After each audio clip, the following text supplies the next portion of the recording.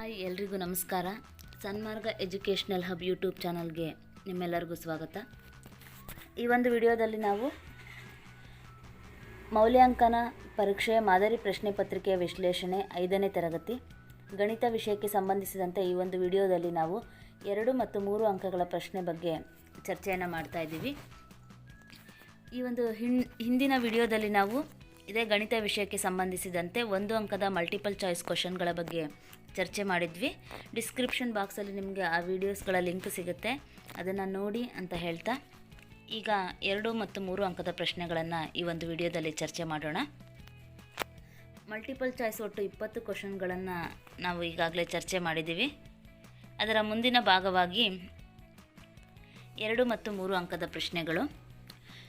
ಇಲ್ಲಿ ಸೆಕೆಂಡ್ ಮೇನಲ್ಲಿ 21ರಿಂದ 28ರವರೆಗಿನ ಪ್ರಶ್ನೆಗಳಿಗೆ ನಿಗದಿಪಡಿಸಿರುವ ಸ್ಥಳದಲ್ಲಿ ಉತ್ತರಿಸುವುದು. ಅಲ್ಲಿ ಏನು ಮಾಡಿರ್ತಾರೆ, ಉತ್ತರಕ್ಕೆ ಜಾಗವನ್ನು ಕೊಟ್ಟಿರ್ತಾರೆ, ಆ ಒಂದು ಉತ್ತರವನ್ನು ನೀವು ಬರೀಬೇಕಾಗತ್ತೆ. ಮೊದಲನೇ ಪ್ರಶ್ನೆ 21ನೇ ಪ್ರಶ್ನೆ, ಕೆಳಗಿನ ಕೋನಗಳನ್ನು ಗಮನಿಸಿ ಕೋನದ ವಿಧವನ್ನು ಬರೆಯಿರಿ. ಇಲ್ಲಿ ನಾವು ಕೋನವನ್ನು ಗಮನಿಸಬೇಕಾಗತ್ತೆ. ಇಲ್ಲಿ ಮೊದಲನೇ ಚಿತ್ರದಲ್ಲಿ ಕೋನ ಎಷ್ಟಿದೆ ಅಂತಂದರೆ ಇದು 90 ಡಿಗ್ರಿ ಇದೆ. ಹಾಗಾಗಿ ಇದಕ್ಕೆ ಏನಾಗುತ್ತೆ, ಇದು ಲಂಬಕೋನ, ಇದು ಲಂಬಕೋನ ಆಗಿರುತ್ತೆ. ಇದು ನೆಕ್ಸ್ಟ್ ಎರಡನೇ ಚಿತ್ರದಲ್ಲಿ ಇದು 90 ಡಿಗ್ರಿಗಿಂತ ಜಾಸ್ತಿ ಇದೆ. ಇಲ್ಲಿ ನೇರವಾಗಿರೋದು 90 ಡಿಗ್ರಿ, 90ಕ್ಕಿಂತ ಜಾಸ್ತಿ ಇರೋದ್ರಿಂದ ಇದೇನಾಗಿರುತ್ತೆ, ವಿಶಾಲ ಕೋನ. ವಿಶಾಲ ಕೋನ. ಆ ಕೋನದ ವಿಧವನ್ನು ಗುರುತಿಸಿ ನೀವು ಆ ಉತ್ತರವನ್ನು ಬರೆಯುವಂಥ ಜಾಗದಲ್ಲಿ ಉತ್ತರವನ್ನು ಬರಿಬೋದಾಗಿದೆ. ನೆಕ್ಸ್ಟ್ ಮುಂದಿನ ಪ್ರಶ್ನೆ, ಕೆಳಗಿನ ಸಂಖ್ಯಾ ರೇಖೆಯನ್ನು ಗಮನಿಸಿ ಪ್ರಶ್ನೆಗಳಿಗೆ ಉತ್ತರಿಸಿ. ಇಲ್ಲಿ ಒಂದು ಸಂಖ್ಯಾ ರೇಖೆಯನ್ನು ಕೊಟ್ಟಿದ್ದಾರೆ. ಈ ಸಂಖ್ಯಾ ರೇಖೆಯಲ್ಲಿ 100 ಮೀಟರ್, 200, 300, 400, 500, 600, 700, 800, 900, 1000, 1100, 1500, 1300 100ರ ಒಂದು ಸಂಖ್ಯೆಯಲ್ಲಿ ಒಂದು ಸಂಖ್ಯಾ ರೇಖೆಯನ್ನು ಕೊಟ್ಟಿದ್ದಾರೆ. ಈ ಒಂದು ಸಂಖ್ಯಾ ರೇಖೆಯಲ್ಲಿ 2 ಬಾವುಟಗಳ ಚಿತ್ರಗಳನ್ನು ಕೊಟ್ಟಿದ್ದಾರೆ, ಎ ಬಾವುಟ ಮತ್ತು ಬಿ ಬಾವುಟ. ಇಲ್ಲಿ ಪ್ರಶ್ನೆ, ಎ ಬಾವುಟವು ಸಮೀಪವಿರುವ 100ರ ಸ್ಥಾನದ ಸಂಖ್ಯೆ. ಇಲ್ಲಿ ನಮಗೆ ಎ ಬಾವುಟ ಕಾಣಿಸ್ತಾ ಇದೆ, ಇದು ಸಮೀಪ ಇರುವಂತಹ 100ರ ಸಂಖ್ಯೆ. ಇಲ್ಲಿ ಇದು 200ಕ್ಕೆ ಹತ್ತಿರವಾಗಿದೆ, ಹಾಗಾಗಿ ಇದು 100ರ ಸ್ಥಾನದ ಸಂಖ್ಯೆ ಎಷ್ಟಾಗುತ್ತೆ, ಸಮೀಪ ಇರುವ 100ರ ಸ್ಥಾನದ ಸಂಖ್ಯೆ ಎಷ್ಟಾಗುತ್ತೆ, 200. ಮತ್ತು ಮುಂದಿನ ಪ್ರಶ್ನೆ, ಬಿ ಬಾವುಟವು ಸಮೀಪವಿರುವ 100ರ ಸ್ಥಾನದ ಸಂಖ್ಯೆ. ಬಿ ಬಾವುಟ ಇಲ್ಲಿ ಕಾಣಿಸ್ತಾ ಇದೆ, ಇದು ಎಷ್ಟಕ್ಕೆ ಸಮೀಪ ಆಗಿದೆ ಅಂತಂದರೆ 900ಗೆ ಸಮೀಪ ಆಗಿದೆ. ಇದು 800ಕ್ಕಿಂತ ಮಧ್ಯದಲ್ಲಿದ್ದಿದ್ರೆ ಅಥವಾ 800 ಹತ್ತತ್ರ ಇದ್ದಿದ್ರೆ 800 ತಗೋಬೋದಾಗಿತ್ತು, ಆದರೆ ಇದು 900ಗೆ ಹತ್ತಿರವಾಗಿರೋದ್ರಿಂದ ಈ ಒಂದು ಪ್ರಶ್ನೆಗೆ ಸರಿಯಾದಂತಹ ಉತ್ತರ 900 ಆಗಿರುತ್ತೆ. ಹಾಗಾದರೆ ಬಿ ಬಾವುಟವು ಸಮೀಪವಿರುವ 100ರ ಸ್ಥಾನದ ಸಂಖ್ಯೆ 900. ನೀವು ಆ ಬಾವುಟವನ್ನು ಕರೆಕ್ಟಾಗಿ ಚಿತ್ರವನ್ನು ಗಮನಿಸಿದಾಗ ಯಾವುದಕ್ಕೆ ಹತ್ತಿರ ಇದು ಅನ್ನೋದು ಗೊತ್ತಾಗುತ್ತೆ. ನೆಕ್ಸ್ಟ್ ಮುಂದಿನ ಪ್ರಶ್ನೆ,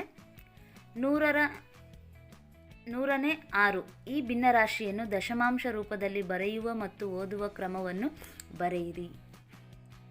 ಫಸ್ಟು 100ನೇ 6ನ್ನು ನಾವು ದಶಮಾಂಶ ರೂಪದಲ್ಲಿ ಬರೆಯೋದಾದರೆ ಇದು 6 ಅನ್ನೋದು ಅಂಶ ಆಗಿರುತ್ತೆ, ಇದು ಛೇದ ಆಗಿರುತ್ತೆ, ಇದು ಛೇದ ಮತ್ತು ಮೇಲ್ಗಡೆ ಇರೋದು ಅಂಶ. ಇಲ್ಲಿ ಛೇದದಲ್ಲಿ 100ನೇ 6, ಛೇದದಲ್ಲಿ 100 ಇದೆ, ನೆಕ್ಸ್ಟು ಅಂಶದಲ್ಲಿ 6 ಇದೆ. ಇಲ್ಲಿ ನಾವು ಫಸ್ಟು 6ನ ಬರ್ಕೋತೀವಿ. ಇಲ್ಲಿ ಡಿವೈಡೆಡ್ ಬೈ 100, ಛೇದದಲ್ಲಿ 100 ಇರೋದ್ರಿಂದ ನಾವು 2 ಸಂಖ್ಯೆ ಆದಮೇಲೆ ಬಿಂದು ಇರಬೇಕು. ಇಲ್ಲಿ ಒಂದೇ ಸಂಖ್ಯೆ ಆಗಿರೋದ್ರಿಂದ ಇಲ್ಲಿ 0 ಬರ್ಕೊಳ್ತೀವಿ, ಅಲ್ಲಿಗೆ 2 ಸಂಖ್ಯೆ ಸಿಗುತ್ತೆ. 1, 2 ಸಂಖ್ಯೆ ಆದಮೇಲೆ ಪಾಯಿಂಟ್ ಇಡ್ತೀವಿ, ಇಲ್ಲಿ 0.06. ಇದು ದಶಮಾಂಶ ರೂಪದಲ್ಲಿ ಬರೆಯೋದು. ಇದು ದಶಮಾಂಶ ರೂಪದಲ್ಲಿ 0.06. ಇನ್ನು ಓದುವ ಕ್ರಮ,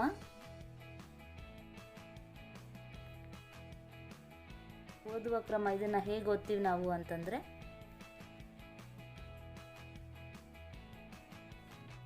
ಸೊನ್ನೆ ಬಿಂದು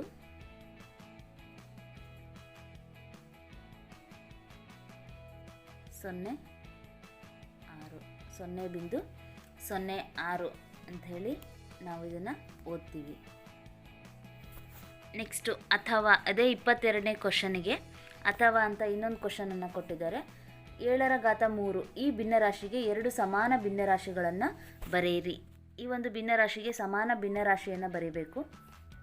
ಇಲ್ಲಿ 7ನೇ 3 ಅಂತ ಕೊಟ್ಟಿದ್ದಾರೆ. ಇದಕ್ಕೆ ಸಮಾನ ಭಿನ್ನರಾಶಿಯನ್ನು ಬರಿಬೇಕು ಅಂದಾಗ ನಾವು ಅಂಶ ಮತ್ತು ಛೇದ ಎರಡಕ್ಕೂ 1ರಿಂದ ಗುಣಿಸಿದರೆ ಮತ್ತೆ ಅದೇ ಉತ್ತರನೇ ಬರುತ್ತೆ. ಹಾಗಾಗಿ ನಾವು 2ರಿಂದ ಗುಣಿಸ್ತಾ ಇದ್ದೀವಿ. 3 2 6 ಡಿವೈಡೆಡ್ ಬೈ 7 2 14 ಇದು ಒಂದಾಯಿತು. ನೆಕ್ಸ್ಟ್ 2 ಸಮಾನ ಭಿನ್ನರಾಶಿಗಳನ್ನು ಕೇಳಿರೋದ್ರಿಂದ ಮತ್ತೆ 7ನೇ 3 ಬರ್ಕೊಂಡು ನಾವು ಈಗ 2 ಆದಮೇಲೆ ಮತ್ತೆ ನಾವು ಇದಕ್ಕೆ 3ರಿಂದ ಗುಣಿಸ್ಬೋದು. 3 3 9 7 3 21 ಅಲ್ಲಿಗೆ 14ನೇ 6 21ನೇ 9. ಹಾಗಾದರೆ 7ನೇ 3ಕ್ಕೆ ಸಮಾನ ಭಿನ್ನರಾಶಿಗಳು ಯಾವುದ್ಯಾವುದಾಗುತ್ತೆ ಅಂದರೆ 14ನೇ 6 ಮತ್ತು 21ನೇ 9. ಇಲ್ಲಿ 2 ಕೇಳಿರೋದ್ರಿಂದ 2 ಬರೆದ್ರೆ ಸಾಕು. ಇನ್ನೂ ಜಾಸ್ತಿ ಕೇಳಿದರೆ ನೀವು 2 ಆದಮೇಲೆ 3, 3ರಿಂದ 4, ಆಮೇಲೆ 4 ಆದಮೇಲೆ 5, 5 ಆದಮೇಲೆ 6 ಈ ರೀತಿ ಗುಣಿಸ್ಕೊಂಡ್ಬಿಟ್ಟು ಅಂಶ ಮತ್ತು ಛೇದ ಎರಡಕ್ಕೂ ನಾವೇನು ಮಾಡಬೇಕಾಗುತ್ತೆ, ಗುಣಿಸ್ಬೇಕಾಗತ್ತೆ. ಆವಾಗ ನಮಗೆ ಸಮಾನ ಭಿನ್ನರಾಶಿಗಳು ಸಿಗತ್ತೆ. ಮುಂದಿನ ಪ್ರಶ್ನೆ, ಕೆಳಗಿನ ಬಿಲ್ಲನ್ನು ಗಮನಿಸಿ ಪೂರ್ಣಗೊಳಿಸಿ. ಇಲ್ಲೊಂದು ಅಂಗಡಿಯ ಬಿಲ್ಲನ್ನು ಕೊಟ್ಟಿದ್ದಾರೆ, ಮಾವಿನ ಹಣ್ಣಿನ ಅಂಗಡಿ. ಇಲ್ಲಿ ನಂಬರ್ 26, ದಿನಾಂಕ 12/1/22. ಗ್ರಾಹಕರ ಹೆಸರು ಮೇರಿ. ಇಲ್ಲಿ ಗ್ರಾಹಕರು ಮೇರಿ ಅನ್ನೋರು ಈ ಒಂದು ತಗೊಂಡಿದ್ದಾರೆ ಅಂಗಡಿಯಲ್ಲಿ ಸಾಮಗ್ರಿಗಳನ್ನು. ಇಲ್ಲಿ ವಿವರ ಕೊಟ್ಟಿದ್ದಾರೆ. ಸೇಬು ಇಲ್ಲಿ ಡ್ಯಾಶ್ ಕೊಟ್ಟಿದ್ದಾರೆ, ಎಷ್ಟು ಕೆ ಜಿ ಅಂತ ಕೊಟ್ಟಿಲ್ಲ. 70 ಬೆಲೆ ಎಷ್ಟು ಅಂತಂದರೆ 70 ಕೊಟ್ಟಿದ್ದಾರೆ, 1 ಕೆ ಜಿಯ ಬೆಲೆ. ಇಲ್ಲಿ ಒಟ್ಟು ಮೊತ್ತ ಸೇಬಿಗೆ 140 ಆಗಿದೆ. 1 ಕೆ ಜಿಗೆ 70 ಆದರೆ 2 ಕೆ ಜಿಗೆ ಎಷ್ಟಾಗುತ್ತೆ ನೋಡೋಣ. 2 × 0 0 2 7 14. ಅಲ್ಲಿಗೆ 140 ಯಾವಾಗ ಆಗುತ್ತೆ ಅಂದರೆ 2 ಕೆ ಜಿ ತಗೊಂಡಾಗ. 1 ಕೆ ಜಿಗೆ 70 ಆದರೆ ಇಲ್ಲಿ 2 ಕೆ ಜಿಯನ್ನು ತಗೊಂಡಾಗ ಎಷ್ಟಾಗುತ್ತೆ, 140 ಆಗುತ್ತೆ. ನೆಕ್ಸ್ಟ್ ನೋಡಿ, ಇಲ್ಲಿ 3 ಪ್ರಮಾಣ ಅಂತಂದರೆ ಎಷ್ಟು ತಗೊಂಡಿದ್ದಾರೆ, 3 ಕೆ ಜಿ 3 ಕಿಲೋಗ್ರಾಮನ್ನು ತಗೊಂಡಿದ್ದಾರೆ. ಬೆಲೆ ಎಷ್ಟಿದೆ ಅಂತಂದರೆ 1 ಕೆ ಜಿಗೆ 28 ರೂಪಾಯಿ ಇದೆ. ಹಾಗಾದರೆ ಇಲ್ಲಿ 1 ಕೆ ಜಿಗೆ 28 ರೂಪಾಯಿ ಆದರೆ 3 ಕೆ ಜಿ ಮಾವಿನ ಹಣ್ಣಿಗೆ ಎಷ್ಟಾಗುತ್ತೆ ಅಂತ ನಾವು ಚೆಕ್ ಮಾಡಬೇಕಾಗುತ್ತೆ. ಇಲ್ಲಿ 2, ಇಲ್ಲಿ 28 × 3 3 8 24ಕ್ಕೆ 4 ದಶಕ 2 3 2 6 6 2 8 ಎಷ್ಟಾಗುತ್ತೆ, ಇದು 84 ಆಗುತ್ತೆ, 84 ರೂಪಾಯಿ ಆಗುತ್ತೆ. ಅಲ್ಲಿಗೆ ಟೋಟಲ್ ಅದೆಷ್ಟಾಗುತ್ತೆ ಎಲ್ಲದನ್ನು ಕೂಡಿದಾಗ 369. ಅವರು ಕೊಟ್ಟುಬಿಟ್ಟಿದ್ದಾರೆ ಟೋಟಲು 369 ಮಾತ್ರ ಅಂಥೇಳಿ. ಇಲ್ಲಿ ನಾವು ಬರೆಯೋಷ್ಟು ಏನೂ ಇಲ್ಲ. ಇಲ್ಲಿ ಒಂದು ಸೇಬು ಎಷ್ಟು ಕೆ ಜಿ ಆಗುತ್ತೆ, 140 ರೂಪಾಯಿ ಕೊಟ್ಟಿದ್ದಾರೆ ಅಂದರೆ ಸೇಬು ಎಷ್ಟು ಕೆ ಜಿ ಕೊಂಡ್ಕೊಂಡಿದ್ದಾರೆ ಅಂತ 2. ಇಲ್ಲಿ 3 ಕೆ ಜಿ ಮಾವಿನ ಹಣ್ಣು ಕೊಂಡ್ಕೊಂಡಿದ್ದಾರೆ, ಅದಕ್ಕೆ 1 ಕೆ ಜಿಗೆ 28 ರೂಪಾಯಿ ಆದರೆ ಇಲ್ಲಿ 3 ಕೆ ಜಿಯ ಬೆಲೆ ಎಷ್ಟಾಗುತ್ತೆ ಅಂತ ಕೇಳಿದ್ದಾರೆ. ಇಲ್ಲಿ 84. ಇಷ್ಟನ್ನು ನಾವು ಫಿಲ್ ಮಾಡಿದ್ರೆ ಈ ಒಂದು ಪ್ರಶ್ನೆಗೆ ಉತ್ತರಿಸಿದ ಹಾಗೆ ಆಗುತ್ತೆ. ನೆಕ್ಸ್ಟ್ ಮುಂದಿನ ಪ್ರಶ್ನೆ, 10 ರೂಪಾಯಿಯ 16 ನೋಟುಗಳಿದ್ದು 4 ಗೆಳೆಯರು ಸಮನಾಗಿ ಹಂಚಿಕೊಳ್ಳುವುದಾದರೆ ಪ್ರತಿಯೊಬ್ಬರಿಗೂ ದೊರೆಯುವ ಹಣವೆಷ್ಟು? ಇಲ್ಲಿ 10 ರೂಪಾಯಿಯ ಎಷ್ಟು ನೋಟುಗಳಿದ್ದಾವೆ ಅಂತಂದರೆ 16 ನೋಟುಗಳಿದ್ದಾವೆ.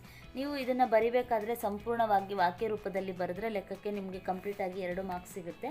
ಇದನ್ನು ಯಾವ ರೀತಿ ಬರೆಯೋದು ಅನ್ನೋದು ಈ ಒಂದು ವಿಡಿಯೋದ ಕೊನೆಯಲ್ಲಿ ನಾನು ಕೂಡ ಬರೆದಿದ್ದೀನಿ. ಅದೇ ಪ್ರಕಾರದಲ್ಲಿ ಬರೆದ್ರೆ ನಿಮಗೆ ಓದ್ಕೊಳ್ಳೋದಕ್ಕೂ ಈಸಿ ಆಗುತ್ತೆ. ಜೊತೆಗೆ ಅದೇ ಮೆಥಡಲ್ಲಿ ನೀವು ಕೂಡ ಎಕ್ಸಾಮಲ್ಲಿ ಫಾಲೋ ಮಾಡಿದ್ರೆ ನೋಡೋದಕ್ಕೂ ನೀಟ್ನೆಸ್ ಆಗಿರುತ್ತೆ. ಜೊತೆಗೆ ಫುಲ್ ಮಾರ್ಕ್ಸನ್ನು ನೀವು ತಗೋಬೋದಾಗಿದೆ. ಇಲ್ಲಿ ನಾನು ಎಕ್ಸ್ಪ್ಲೇನ್ ಮಾಡಬೇಕಾಗಿರೋದ್ರಿಂದ ನಾನು ಶಾರ್ಟಾಗೆ ಬರಿತಾ ಹೋಗ್ತೀನಿ. 10 ರೂಪಾಯಿದು ಎಷ್ಟು ನೋಟುಗಳಿದ್ದಾವೆ ಅಂತಂದರೆ 16 ನೋಟುಗಳಿದ್ದಾವೆ. 10 ರೂಪಾಯಿದು 16 ನೋಟುಗಳಾಗಿರೋದ್ರಿಂದ ಒಟ್ಟು ಹಣ ಎಷ್ಟಾಗುತ್ತೆ ಇಲ್ಲಿ ಅಂತಂದರೆ ಒಟ್ಟು ಹಣ ಎಷ್ಟಾಗುತ್ತೆ, 16 × 10 ಅಲ್ಲಿಗೆ ಎಷ್ಟಾಗುತ್ತೆ,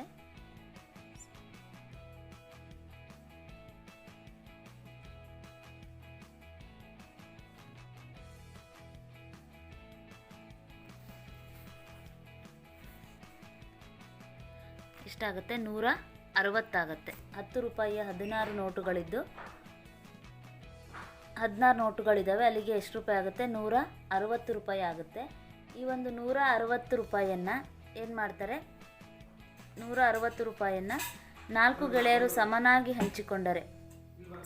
ಹಂಚಿಕೊಳ್ತಾ ಇದ್ದಾರೆ ಅಂದರೆ ಇಲ್ಲಿ ಭಾಗಾಕಾರ ಮಾಡಬೇಕಾಗತ್ತೆ.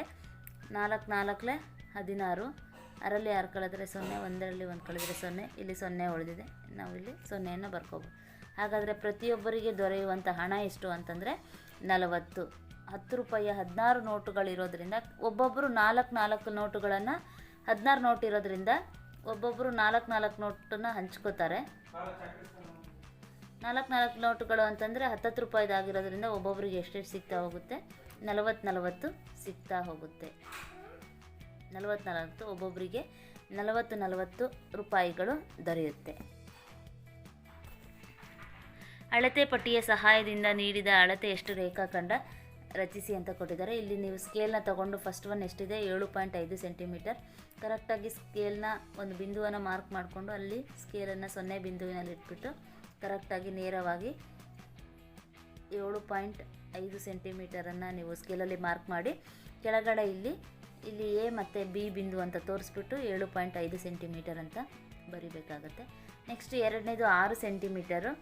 ಸ್ಕೇಲಲ್ಲಿ ಒಂದು ಬಿಂದುವನ್ನು ಗುರುತು ಮಾಡಿಕೊಂಡು ಅಲ್ಲಿ ಸ್ಕೇಲನ್ನು ಇಟ್ಬಿಟ್ಟು ಕರೆಕ್ಟಾಗಿ 6 ಸೆಂಟಿಮೀಟರ್ನ ಡ್ರಾ ಮಾಡಿಬಿಟ್ಟು ಇಲ್ಲಿ ಎ ಬಿ ಅಂತ ಗುರುತಿಸಿ ಇದ್ರ ಮೇಲೆ 6 ಸೆಂಟಿಮೀಟರ್ ಅಂತ ಬರೀಬೋದು. ಇದು ಈಸಿಯಾದಂತಹ ಪ್ರಶ್ನೆ ಆಗಿದೆ. ನೀವು ಈಸಿಯಾಗಿ 2 ಮಾರ್ಕ್ಸನ್ನು ಈ ಒಂದು ಕ್ವಶನಲ್ಲಿ ಪಡೀಬೋದಾಗಿದೆ. ಕೊಟ್ಟಿರುವ ಚಿತ್ರಕ್ಕೆ 2 ಸಮಮಿತಿ ಅಕ್ಷಗಳನ್ನು ಎಳೆಯಿರಿ ಅಂತ ಕೊಟ್ಟಿದ್ದಾರೆ. ಇಲ್ಲಿ ಚೌಕ ಕೊಟ್ಟಿರೋದ್ರಿಂದ ಇದಕ್ಕೆ ಅಕ್ಷಗಳನ್ನು ಎಳೆಯೋದಾದರೆ ನಾವು ಹೀಗೊಂದು ಎಳಿಬೋದು. ನೆಕ್ಸ್ಟು ಈ ರೀತಿಯಲ್ಲಿ ಒಂದು ಅಕ್ಷವನ್ನು ಎಳಿಬೋದಾಗಿದೆ. ನೀವು ಸ್ಕೇಲಲ್ಲಿ ನೀಟಾಗಿ ಸಮಭಾಗ ಬರುವ ರೀತಿಯಲ್ಲಿ ಅಕ್ಷಗಳನ್ನು ರಚನೆ ಮಾಡಿ. ನೆಕ್ಸ್ಟು ಮುಂದಿನ ಪ್ರಶ್ನೆ, ಈ ಕೆಳಗೆ ಕೊಟ್ಟಿರುವ ಘನಾಕೃತಿಗೆ ಜಾಲಾಕೃತಿ ರಚಿಸಿರಿ. ಇಲ್ಲೇನು ಮಾಡಬೇಕು ಅಂತಂದರೆ ಜಾಲಾಕೃತಿಯನ್ನು ರಚನೆ ಮಾಡಬೇಕು. ಅವರೇ ಘನಾಕೃತಿಯನ್ನು ಅವ್ರು ಕೊಟ್ಟಿದ್ದಾರೆ. ಇದೇನಾಗಿದೆ ಅಂತಂದರೆ ಈ ಆಕೃತಿ ಸಿಲಿಂಡರ್ ಆಕೃತಿ. ಹಾಗಾಗಿ ಸಿಲಿಂಡರ್ ಆಕೃತಿಗೆ ಜಾಲಾಕೃತಿಯನ್ನು ರಚನೆ ಮಾಡಬೇಕಾದ್ರೆ ಮೊದಲು ನಾವು ಒಂದು ಆಯತವನ್ನು ರಚನೆ ಮಾಡಬೇಕು. ಈ ಆಯತದ ಮೇಲೆ ಏನು ಮಾಡಬೇಕು? ಮೇಲೆ ಮತ್ತು ಕೆಳಗೆ 2 ವೃತ್ತಗಳನ್ನು ರಚಿಸಬೇಕು. ಇದು ಈ ಸಿಲಿಂಡರ್ನ ಘನಾಕೃತಿಯ ಜಾಲಾಕೃತಿಯಾಗಿದೆ. ನೆಕ್ಸ್ಟ್ ಮುಂದಿನ ಪ್ರಶ್ನೆ ಇದೆ 25ನೇ ಪ್ರಶ್ನೆಗೆ. ಅಥವಾ ಅಂತ ಹೇಳ್ಬಿಟ್ಟು ಈ ಪ್ರಶ್ನೆಗಾದರೂ ಉತ್ತರ ಮಾಡ್ಬೋದು ನೀವು, ಇಲ್ಲ ಅಂತಂದರೆ ಈ ಪ್ರಶ್ನೆಗೆ ಉತ್ತರಿಸ್ಬೋದು. ಈ ಕೆಳಗಿನ ಘನಾಕೃತಿಗಳ ಪಾದದ ಆಕೃತಿಗಳನ್ನು ಬರೆಯಿರಿ. ಇಲ್ಲಿ ಪಾದ ಏನಿರುತ್ತೆ? ಪಾದ ಅಂದರೆ ಕೆಳಗಡೆ ಭಾಗ. ಈ ಪಾದದ ಆಕೃತಿ ಏನಿದೆ ಅನ್ನೋದನ್ನು ಬರಿಬೇಕಾಗುತ್ತೆ. ಇಲ್ಲಿ ಚೌಕಘನ, ಈ ಒಂದು ಚೌಕಘನದಲ್ಲಿ ಅದರ ಪಾದದ ಆಕೃತಿ ಏನಾಗಿರುತ್ತೆ ಅಂತಂದರೆ ಚೌಕ ಆಕೃತಿ ಆಗಿರುತ್ತೆ. ನೆಕ್ಸ್ಟು ಇಲ್ಲಿ ಶಂಕು ಕೊಟ್ಟಿದ್ದಾರೆ. ಈ ಶಂಕುವಿನ ಪಾದಾಕೃತಿ ಯಾವುದಾಗುತ್ತೆ ಅಂತಂದರೆ ವೃತ್ತ ಆಗಿರುತ್ತೆ. ಹಾಗಾಗಿ ಇದರ ಪಾದದ ಆಕೃತಿ ವೃತ್ತ, ಇದು ಪಾದದ ಆಕೃತಿ ಚೌಕ. ಒಂದು ಪ್ರಶ್ನೆ ಈಸಿಯಾಗಿದೆ. ಈಸಿಯಾಗಿ ಒಂದು ಪ್ರಶ್ನೆಗೆ ಉತ್ತರವನ್ನು ಬರೀಬೋದು. ಒಬ್ಬ ವಿದ್ಯಾರ್ಥಿಯು ರೂಪಾಯಿ 946ಕ್ಕೆ 11 ಸಮಾನ ಬೆಲೆಯ ಆಟಿಕೆ ಸಾಮಾನುಗಳನ್ನು ಕೊಂಡನು. ಪ್ರತಿ ಆಟಿಕೆಯ ಬೆಲೆಯನ್ನು ಕಂಡುಹಿಡಿಯಿರಿ. ಇಲ್ಲಿ ಪ್ರತಿಯೊಂದು ಆಟಿಕೆಯ ಬೆಲೆಯನ್ನು ಏನಾಗಿರುತ್ತೆ? ಸಮವಾಗಿರುತ್ತೆ. ಹಾಗಾದರೆ ಒಟ್ಟು 946ಕ್ಕೆ ಅವನೇನು ಮಾಡಿದ್ದಾನೆ? 11 ಸಾಮಾನುಗಳನ್ನು ಕೊಂಡುಕೊಂಡಿದ್ದಾನೆ. ಈ 11 ಸಾಮಾನುಗಳು ಸಹ ಒಂದೇ ಬೆಲೆಯದ್ದಾಗಿದೆ. ಹಾಗಾಗಿ ಇಲ್ಲಿ 946ನ್ನು ನಾವು ಎಷ್ಟರಿಂದ ಭಾಗಾಕಾರ ಮಾಡಬೇಕಾಗಿದೆ? 11ರಿಂದ ಭಾಗಿಸಬೇಕಾಗಿದೆ. 11 8 88 ಅಂತ ತಗೋಬೋದು.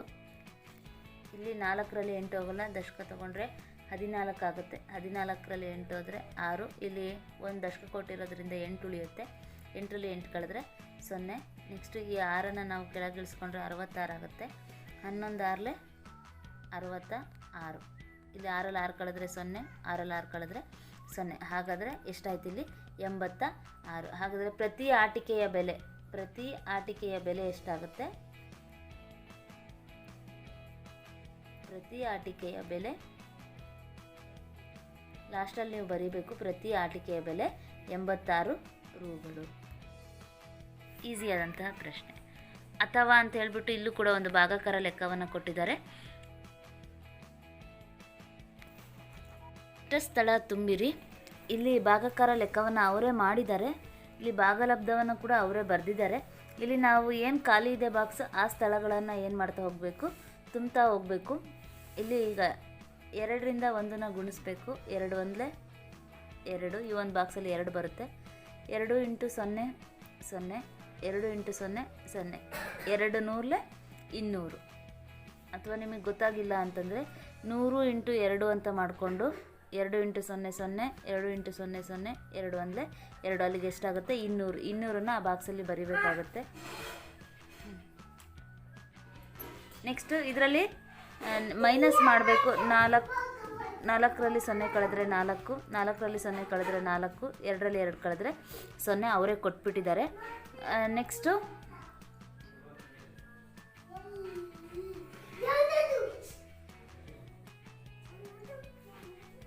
ಇಲ್ಲಿ ಅವರೇ ಕೊಟ್ಬಿಟ್ಟಿದ್ದಾರೆ. ನೆಕ್ಸ್ಟು ಈ 2ರಿಂದ ಈ 10ನ ಗುಣಿಸ್ಬೇಕು ನಾವಿವಾಗ. 2 10 20. ಇವಾಗ ಮತ್ತೆ ಮೈನಸ್ ಮಾಡಬೇಕು. 4ರಲ್ಲಿ 0 ಕಳೆದ್ರೆ 4, 4ರಲ್ಲಿ 2 ಕಳೆದ್ರೆ 2, ಇಲ್ಲಿ 0 ಹಾಗೆ ಬಿಟ್ಬಿಡೋಣ.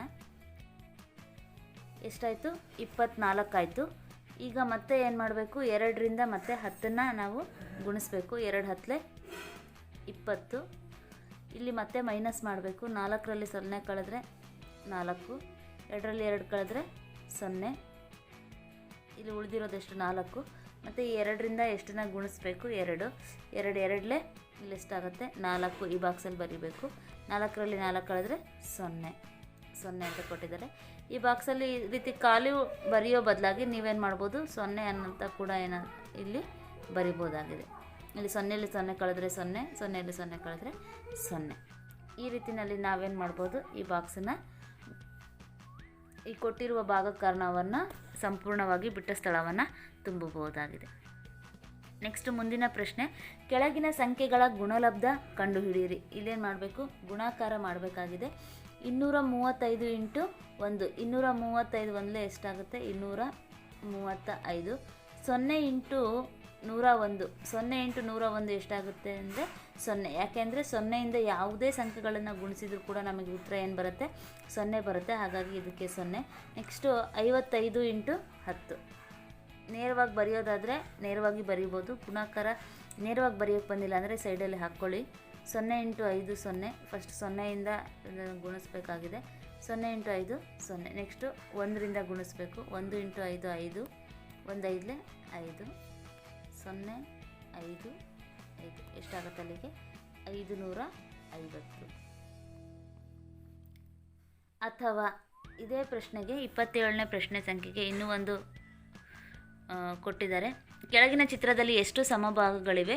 ಇವನ್ನು 4 ಜನರಿಗೆ ಸಮನಾಗಿ ಹಂಚಿದರೆ ಪ್ರತಿಯೊಬ್ಬರಿಗೆ ಸಿಗುವ ಭಾಗಗಳ ಸಂಖ್ಯೆಯನ್ನು ಕಂಡುಹಿಡಿಯಿರಿ ಅಂತ ಕೇಳಿದ್ದಾರೆ. ಇಲ್ಲಿ ಒಟ್ಟು ಎಷ್ಟು ಭಾಗಗಳಿವೆ ನೋಡೋಣ. 1 2 3 4 5 6 7 8 9 10 11 12 13 14 15 16 ಒಟ್ಟು 16 ಸಮಭಾಗಗಳಿದ್ದಾವೆ. ಈ ಸಮಭಾಗವನ್ನು ಎಷ್ಟು ಜನಕ್ಕೆ ಹಂಚಿಕೆ ಮಾಡಬೇಕಾಗಿದೆ? 4 ಜನರಿಗೆ ಸಮನಾಗಿ ಹಂಚಬೇಕಾಗಿದೆ. ಹೀಗೆ ಒಟ್ಟು 16 ಸಮಭಾಗಗಳು. ಇದನ್ನು 4 ಜನರಿಗೆ ಹಂಚಬೇಕಾಗಿದೆ ಅಂದರೆ ಭಾಗಾಕಾರ ಮಾಡಬೇಕು. 4 4 16, 6ರಲ್ಲಿ 6 ಕಳೆದ್ರೆ 0, 1ರಲ್ಲಿ 1 ಕಳೆದ್ರೆ 0. ಹಾಗಾದರೆ ಎಷ್ಟು ಜನಕ್ಕೆ ಹಂಚ್ಬೋದು ನಾವು? 4 ಜನರಿಗೆ ಏನು ಮಾಡ್ಬೋದು, ಸಮನಾಗಿ ಇದನ್ನು ಹಂಚ್ಬೋದು. ಅಂದರೆ ಇದಿಷ್ಟನ್ನು ಒಬ್ಬರಿಗೆ, ಇದನ್ನು ಒಬ್ಬರಿಗೆ, ಇದನ್ನು 3ನೇ ಬಾಕ್ಸ್ ಒಬ್ಬರಿಗೆ, 4ನೇ ಬಾಕ್ಸ್, ಒಟ್ಟು 4 ಜನರಿಗೆ ಏನು ಮಾಡ್ಬೋದು, ಸಮನಾಗಿ ಹಂಚಬಹುದು. ಒಟ್ಟು ನೀವು ಇದನ್ನು ಬರಿಬೇಕಾದ್ರೆ ಒಟ್ಟು ಸಮಭಾಗಗಳು 16 ಅಂತ ಬರಿಬೇಕು. 4 ಜನರಿಗೆ ಸಮನಾಗಿ ಹಂಚಿದರೆ ಅಂತ ಬರೆದ್ಬಿಟ್ಟು 16ರಿಂದ 4ರಿಂದ ಭಾಗಿಸಿ 4 ಅಂತ ಉತ್ತರವನ್ನು ಬರಿಬೋದು. ಕೊನೆಯಲ್ಲಿ ಪ್ರತಿಯೊಬ್ಬರಿಗೆ ಸಿಗುವ ಭಾಗಗಳ ಸಂಖ್ಯೆ 4 ಅಂತೇಳಿ ನೀವು ಡೀಟೇಲ್ ಆಗಿ ಬರಿಬೋದಾಗಿದೆ. ಇಲ್ಲಿ ಬರಿಬೇಕಾಗುತ್ತೆ ನೀವು ಫಸ್ಟು ಈ ರೀತಿಯಾಗಿ ಬರಿಬೇಕು. ಒಟ್ಟು ಭಾಗಗಳು 16. 4 ಜನರಿಗೆ ಸಮನಾಗಿ ಹಂಚಿದಾಗ ಗುಣಿಸಿದಾಗ ಎಷ್ಟಾಗುತ್ತೆ? 4ರಿಂದ 16 ಜನಕ್ಕೆ ಭಾಗಿಸ್ಬೇಕು. ಇದನ್ನು 4 4 16 0 0 ಎಷ್ಟಾಗುತ್ತೆ? 4 ಆಗುತ್ತೆ. ಹಾಗಾದರೆ ಪ್ರತಿಯೊಬ್ಬರಿಗೆ ದೊರೆಯುವ ಸಮಭಾಗ ಎಷ್ಟು ಅಂತಂದರೆ ಪ್ರತಿಯೊಬ್ಬರಿಗೂ ಸಿಗುವ ಭಾಗಗಳ ಸಂಖ್ಯೆ ಎಷ್ಟು? 4 ಆಗಿರುತ್ತೆ. ಈ ರೀತಿಯಾಗಿ ನೀವು ಸಂಕ್ಷಿಪ್ತವಾಗಿ ಬರೀಬೇಕು. ನೆಕ್ಸ್ಟ್ ಮುಂದಿನ ಪ್ರಶ್ನೆ 28ನೇ ಪ್ರಶ್ನೆ. ಇದು 4 ಅಂಕದ ಪ್ರಶ್ನೆ ಆಗಿದೆ. ತರಗತಿ 1ರಲ್ಲಿ ಮಕ್ಕಳು ಇಷ್ಟಪಡುವ ತರಕಾರಿಗಳನ್ನು ಪಟ್ಟಿ ಮಾಡಿ ಚಿತ್ರನಕ್ಷೆಯನ್ನು ರಚಿಸಲಾಗಿದೆ. ವಿಶ್ಲೇಷಿಸಿ ಉತ್ತರಿಸಿ. ಇಲ್ಲಿ ವಿಶ್ಲೇಷಣೆ ಮಾಡಿಬಿಟ್ಟು ಉತ್ತರವನ್ನು ಬರೀಬೇಕಾಗಿದೆ ನಾವು. ಇಲ್ಲಿ ಒಂದು ಆಯತ ಅಂತಂದರೆ ಎಷ್ಟು ಜನ ಮಕ್ಕಳಾಗ್ತಾರೆ? 3 ಜನ ಮಕ್ಕಳು ಆಗ್ತಾರೆ. ಒಂದು ಆಯತ ಅಂತಂದರೆ 3 ಜನ ಮಕ್ಕಳು. ಹಾಗಾದರೆ ಇಲ್ಲಿ ನೋಡಿ, ಒಟ್ಟು ಕ್ಯಾರೆಟಲ್ಲಿ ಎಷ್ಟು ಅಂತಂದರೆ ಕ್ಯಾರೆಟನ್ನು ಇಷ್ಟಪಡುವಂತಹ ಮಕ್ಕಳು ಎಷ್ಟು ಜನ ಇದ್ದಾರೆ? ಇಲ್ಲಿ 3 ಒಟ್ಟು ಎಷ್ಟಾಗುತ್ತೆ? ಇದು ಕ್ಯಾರೆಟ್ 6 ಆಗುತ್ತೆ. ನೆಕ್ಸ್ಟ್ ಮೂಲಂಗಿದು 3 3 3 3 3 3 6 3 9. ಮೂಲಂಗಿಯನ್ನು ಇಷ್ಟಪಡುವಂಥವ್ರು 12 ಜನ. 3 ನೆಕ್ಸ್ಟು ಇದು 3 ಎಷ್ಟಾಗುತ್ತೆ? 3 3 6 3 9. ಹೀರೆಕಾಯಿ 9. ನೆಕ್ಸ್ಟು ಹಾಗಲಕಾಯಿ 3 3 3 3 3 ಎಷ್ಟಾಗುತ್ತೆ? 3 3 6 3 9 12 15. ಹಾಗಲಕಾಯಿ ಎಷ್ಟು? 15. Next beans 3. ಇಲ್ಲಿ ಲೆಕ್ಕ ಹಾಕಿದ್ದೀವಿ. ಕ್ಯಾರೆಟ್ ಎಷ್ಟು? 6.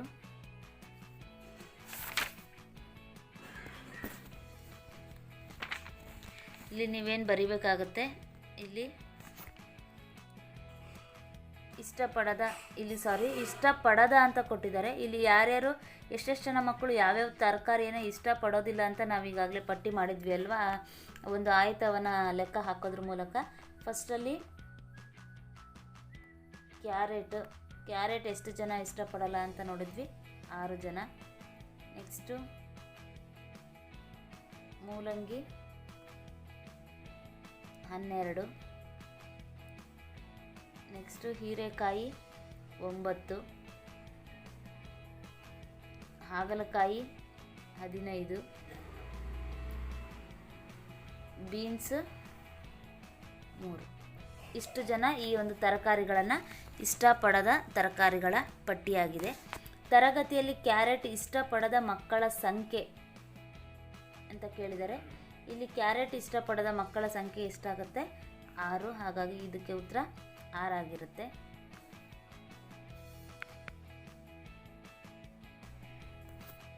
ನೆಕ್ಸ್ಟು ನಾವು ಇದನ್ನೆಲ್ಲ ಕೂಡೋಣ. ತರಗತಿಯಲ್ಲಿ ಕೊಟ್ಟಿರುವ ತರಕಾರಿಗಳನ್ನು ಇಷ್ಟಪಡದ ಮಕ್ಕಳ ಒಟ್ಟು ಸಂಖ್ಯೆ ಅಂತ ಕೇಳಿದರೆ ಒಟ್ಟು ಸಂಖ್ಯೆ ಅಂದಾಗ ನಾವು ಇದನ್ನೆಲ್ಲ ಕೂಡಬೇಕಾಗುತ್ತೆ. 6 12 9 15 3 ಕೂಡಿದಾಗ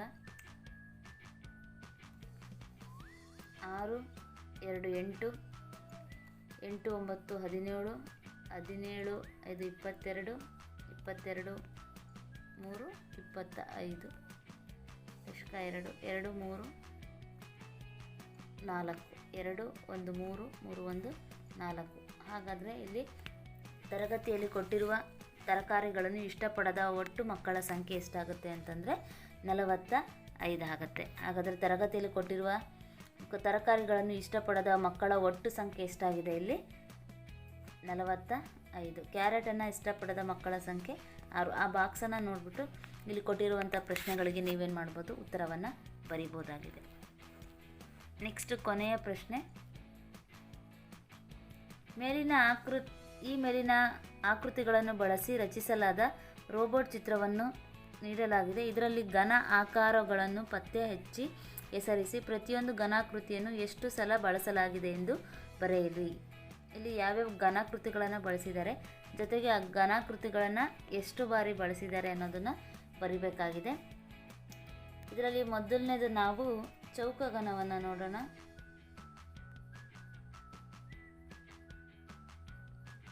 ಚೌಕಘನ ಎಷ್ಟು ಕೊಟ್ಟಿದ್ದಾರೆ ನೋಡಿ. ಇಲ್ಲಿ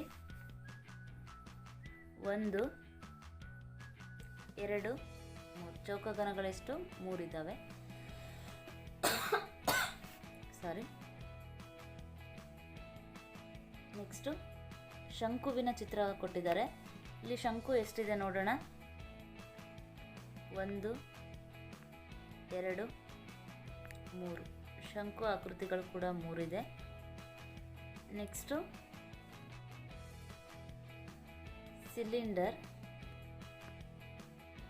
ಸಿಲಿಂಡರ್ ಆಕೃತಿ ಎಷ್ಟಿದೆ ನೋಡೋಣ. 1 2 ಮತ್ತೆಲ್ಲಾದರೂ ಸಿಲಿಂಡರ್ ಆಕೃತಿ ಕಾಣಿಸ್ತಾ ಇದೆ ನಿಮಗೆ? ಇಲ್ಲೊಂದು 3, ಇಲ್ಲೊಂದು 4. ಒಟ್ಟು ಸಿಲಿಂಡರ್ ಆಕೃತಿಗಳು ಎಷ್ಟಿದೆ? 4. ನೆಕ್ಸ್ಟು ಕೊನೆಯದಾಗಿ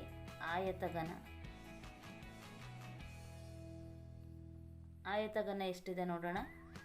ಇದು 1, ನೆಕ್ಸ್ಟ್ ಇದು 1. ನಾನಿಲ್ಲಿ ಒಂದೊಂದು ಚಿತ್ರವನ್ನು ಒಂದೊಂದು ರೀತಿಯಲ್ಲಿ ಮಾರ್ಕ್ ಮಾಡಿ ನೋಡಿದ್ದೀನಿ. ನೀವು ಪ್ರತಿಯೊಂದನ್ನು ಕರೆಕ್ಟಾಗಿ ಕೌಂಟ್ ಮಾಡಿಬಿಟ್ಟು ನೀವು ಒಂದೊಂದಾಗಿ ಹೆಸರನ್ನ ಬರ್ಕೋಬೋದು. ಇಲ್ಲಿ ಒಟ್ಟು ಚೌಕಘನ 3 ಇದೆ, ಚೌಕಘನಗಳು 3 ಇದೆ. ನೆಕ್ಸ್ಟು ಶಂಕು 3 ಇದೆ, 1 2 3. ನೆಕ್ಸ್ಟು ಸಿಲಿಂಡರ್ ಆಕೃತಿಗಳು 4 ಇದ್ದಾವೆ, 1 2 3 ಮತ್ತು 4. ಆಯತಘನ ಎಷ್ಟಿದೆ ಅಂತಂದರೆ ಇದು 1 ಇದು 1, ಒಟ್ಟು 2 ಆಯತಘನಗಳನ್ನು ನೋಡ್ಬೋದಾಗಿದೆ. ಈ ರೀತಿ ಪ್ರತಿಯೊಂದು ಘನಾಕೃತಿಯ ಹೆಸರನ್ನು ಬರೆದುಬಿಟ್ಟು ಅದು ಎಷ್ಟೆಷ್ಟು ಸಂಖ್ಯೆಯಲ್ಲಿ ಇದ್ದಾವೆ ಅನ್ನೋದನ್ನು ನೀವು ಬರೆದ್ರೆ ನಿಮಗೆ ಸಂಪೂರ್ಣವಾಗಿ 4 ಅಂಕಗಳು ದೊರೆಯುತ್ತೆ. ನೋಡಿ, ಈ ಒಂದು ವಿಡಿಯೋದಲ್ಲಿ 2 ಅಂಕಗಳಿಗೆ ಸಂಬಂಧಪಟ್ಟಂತೆ ಎಲ್ಲ ಪ್ರಶ್ನೆಗಳ ವಿಶ್ಲೇಷಣೆಯನ್ನು ಮಾಡಿದ್ದೀನಿ. ಈ ಒಂದು ವಿಡಿಯೋ ನಿಮಗೆ ಇಷ್ಟ ಆಗಿದ್ದರೆ ಲೈಕ್ ಮಾಡಿ, ಶೇರ್ ಮಾಡಿ. ಹಾಗೆ ಇನ್ನೂ ನಮ್ಮ ಚಾನಲನ್ನು ಯಾರು ಸಬ್ಸ್ಕ್ರೈಬ್ ಆಗಿಲ್ಲ, ಬೇಗನೆ ಸಬ್ಸ್ಕ್ರೈಬ್ ಆಗಿ ನಮ್ಮ ಮುಂದಿನ ವಿಡಿಯೋಗಳ ನೋಟಿಫಿಕೇಷನ್ ನಿಮಗೆ ಬೇಗ ಸಿಗುತ್ತೆ ಅಂತ ಹೇಳ್ತಾ ಈ ಒಂದು ವಿಡಿಯೋನ ಇಲ್ಲಿಗೆ ಮುಗಿಸ್ತಾ ಇದ್ದೀನಿ. ಎಲ್ಲರಿಗೂ ಒಳ್ಳೆಯದಾಗಲಿ. Thank you.